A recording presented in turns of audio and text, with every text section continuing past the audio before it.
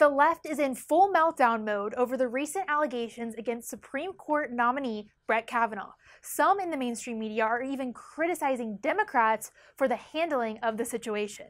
I do think that for Ms. Ford, I think it is unfortunate for her the way this was handled by Democrats in terms of the delay, the not moving forward, the letter emerging when it did. To release this against her will, just like Democratic staffers released Anita Hill's information against Anita Hill's will, and then demand that she has her time in front of the committee, and then have her say, again, for personal reasons that, my gosh, every American has to understand. I'm not ready to go testify on Monday. I want something else out there before I go do that.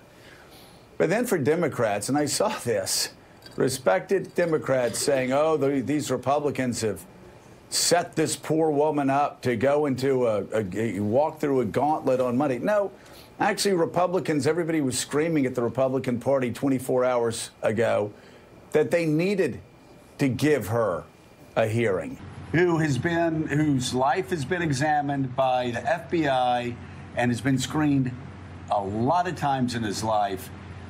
This looks like a cheap last-minute trick by Democrats, whether you're for Kavanaugh or not. The kind of due process you've called for has not happened here. This was not raised in the public confirmation hearing. It was not raised in the written requests for comment. It was not raised in the private closed session. There is a way, a process for this to happen. The Democrats had this information in July, but it didn't come out until a few days ago. Well, you know it's bad when some in the mainstream media are pointing out the mishandling of the situation. But before we give the media a big pat on the back, CNN, Politico, and MSNBC, to name a few, are circulating this clip out of context. We had a good saying that we've held firm to this day, as the dean was reminding me before the talk, which is what happens at Georgetown Prep stays at Georgetown Prep. That's been a good thing for all of us, I think.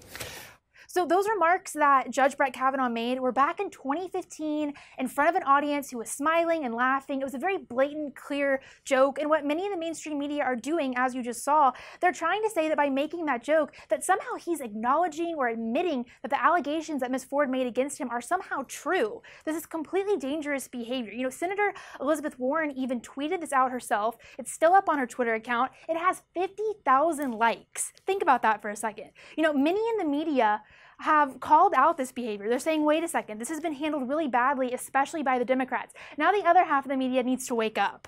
And you know, one thing is very clear about this week, the media swung and they missed.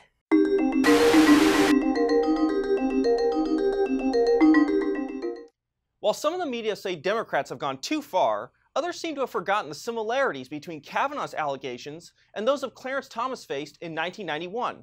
Is this Anita Hill 2.0?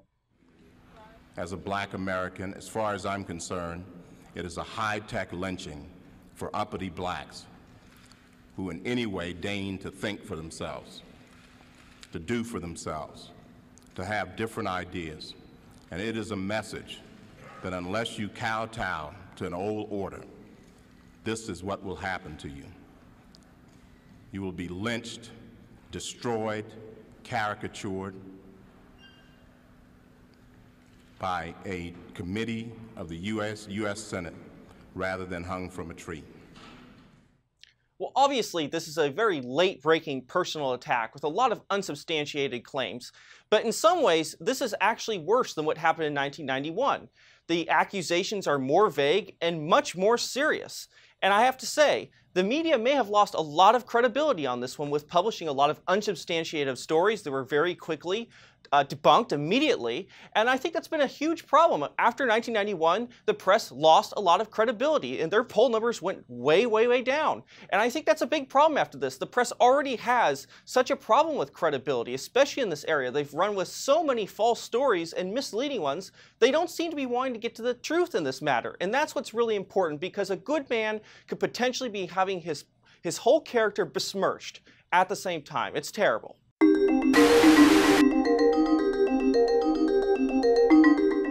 Great show, Jarrett. Thank you all for watching, and be sure to follow us on Facebook. And make sure you subscribe to our YouTube channel, and don't forget to send us your Media Misses to MediaMisses@dailysignal.com.